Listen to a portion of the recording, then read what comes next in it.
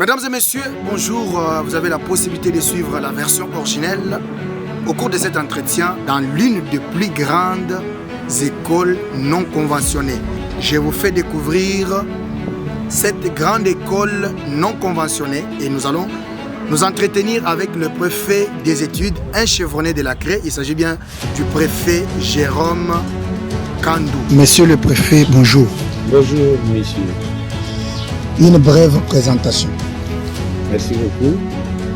Je suis monsieur Paluku Jérôme Kandou, préfet des études de l'Institut technique industriel et professionnel de Bumbu. L'ITP Bumbu, c'est l'une des plus grandes écoles techniques non conventionnées, disons, qui dépend directement de l'État congolais et qui forme les techniciens dans 5 filières, y compris un 6e qui est un cycle court. Et les filières, nous avons la mécanique générale, nous avons l'électricité industrielle, nous avons la construction cycle long, nous avons l'électronique industrielle, nous avons la mécanique automobile et nous avons les cycles courts, c'est-à-dire la maçonnerie, pour 4 ans, qui forment des contremaîtres et ces jeunes gens-là qui suivent correctement les chantiers. Au total, nous avons 48 classes qui fonctionnent,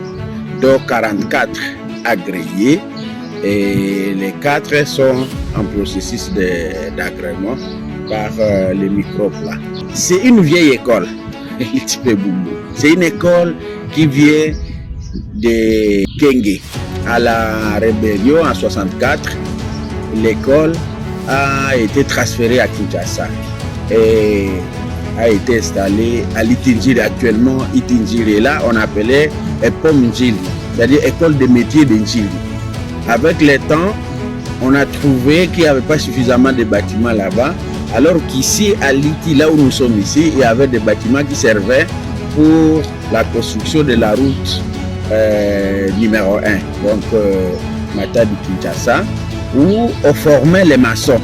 Alors, le Belge qui tenait l'école a préféré ramener l'école ici à l'ITP Bumbu, actuellement ITP Bumbu, mais à l'époque, l'école a fonctionné ici comme Echo Makala, Institut secondaire technique de Makala.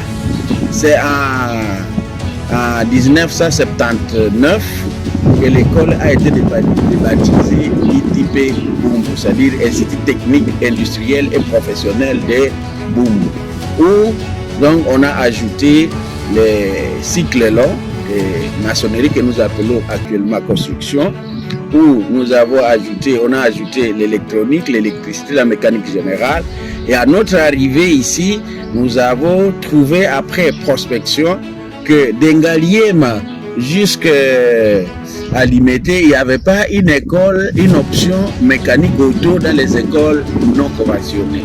C'est comme ça qu'à notre arrivée, nous avons créé l'option mécanique automobile et qui prend beaucoup de jeunes gens qui se débrouillent très bien. Nous tous ensemble, nous sommes 187 agents.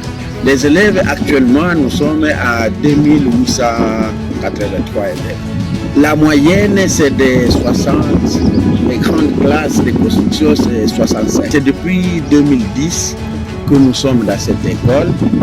Et ce que je peux souligner, c'est qu'à l'époque, il n'y avait pas d'école.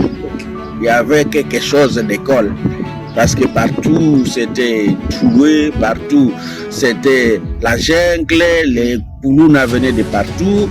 Il n'y avait personne qui pouvait se permettre d'envoyer son affaire ici. Donc c'était vraiment les délinquants qui étaient ici.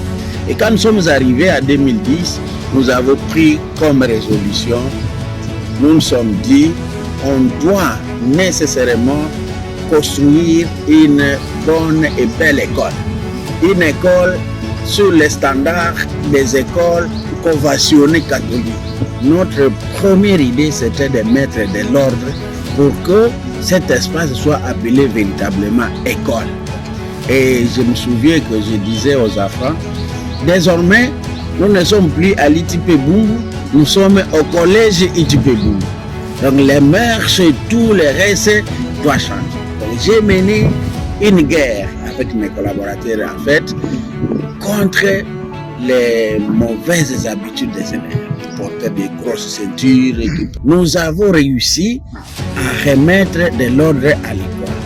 Nous nous sommes attaqués à la fabrication des bancs parce qu'il n'y avait aucun banc dans les salles de classe. Les enfants se mettaient par terre. Nous nous sommes attelés pour fabriquer les bancs. Nous avons parlé à l'époque avec les parents. Nous avons pu fabriquer les bancs dans toutes les salles de classe, quand bien même ça soit des bancs, des lots bancs, mais les enfants se sont mis et les parents ont commencé à refaire confiance à l'école. Je me souviens, les premiers jours où nous avons reçu des parents qui sont venus en véhicule à l'école, tous les enseignants ont dit, ah bon, même notre école commence à recevoir les parents véhiculés, parce que ça ne pouvait pas exister. Et nous nous sommes battus, nous avons dit, tout ce que nous pouvons être capables de faire, nous allons le faire. C'est comme ça que nous sommes attaqués à l'environnement. Tous les arbres que vous voyez ici, toute la pelouse que vous trouvez ici, nous nous sommes mis au travail pour qu'il y ait un bon environnement capable d'attirer les élèves et tout marche bien jusque-là. J'ai été dans l'administration bien avant. J'ai été sous-prophète pendant presque 9 ans à Kinshasa ici. Et c'est de la sous-division, à l'époque j'étais à la Gombe, qu'on a dit qu'il y avait des problèmes dans cette école et qu'on cherchait quelqu'un qui pouvait redresser l'école. C'était à l'époque du ministre Macaire. Oui. Et les ministres des autres ont fait parce qu'ils tenaient beaucoup à l'école.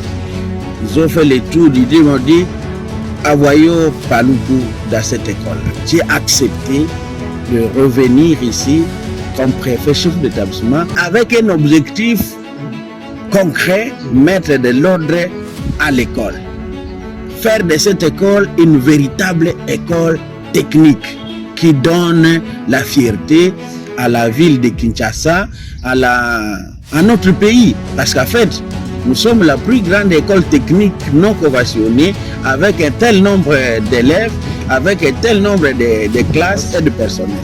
Nous sommes en train de formatiser maintenant l'école. C'est-à-dire nous passons à l'étape de la modernisation de l'école. Et l'informatisation a commencé au niveau de la caisse, au niveau des finances, pour qu'il y ait une bonne traçabilité au niveau des finances. Nous avons opté pour un logiciel que nous sommes en train d'appliquer pour le moment. Et avec maintenant la réforme, j'insiste sur la réforme, qui consiste à l'approche par compétence, où nous sommes au niveau 2, donc bientôt c'est le niveau 3, nous avons tout fait pour installer le Wi-Fi à l'école. Donc tous les professeurs font leurs recherches à l'école parce que l'apprentissage par compétence demande beaucoup de recherches. Et nous avons trouvé que c'était mieux d'installer un système Wi-Fi à l'école pour que tous les enseignants soient capables de faire des recherches. Même les élèves dans la salle informatique que nous avons visitée là, les élèves peuvent venir chercher sur les ordinateurs qui sont là. Donc on a fait les meilleurs, mais peut-être pas encore parfait parce que on aimerait que l'école soit réhabilitée. Si l'école était réhabilitée, quand nous sommes là, on allait être beaucoup plus... Le message à lancer auprès de nos autorités, c'est que avec la réforme, nous avons besoin de beaucoup de machines dans tous les ateliers. Parce que aujourd'hui, ce n'est plus beaucoup de théorie comme dans l'État, un peu d'atelier. Pour le moment, c'est vraiment la pratique et moins de théorie. Ce qui demande beaucoup de moyens. Prenons la construction par exemple, l'option construction. Au niveau 1 et au niveau 2, j'ai vérifié le budget. Pour que ces enfants fassent les pratiques, il me faut $8,000. Parce que je dois acheter du bois, je dois acheter du brique, je dois acheter les ciments. Donc il nous faudrait quand même que l'autorité jette un coup d'œil sur la question de la réforme. Les bâtiments, Les bâtiments que nous avons ici, c'est un bâtiment qui date depuis l'époque coloniale.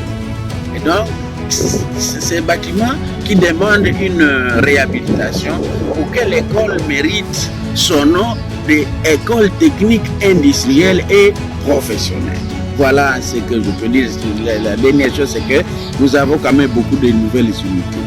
Parce qu'une grande école, encore technique, demande un nombre important d'enseignants. Mais la plupart, une quarantaine de nouvelles unités, c'est quand même ce que donnent les parents, et puis que les parents donnent pour les passeports.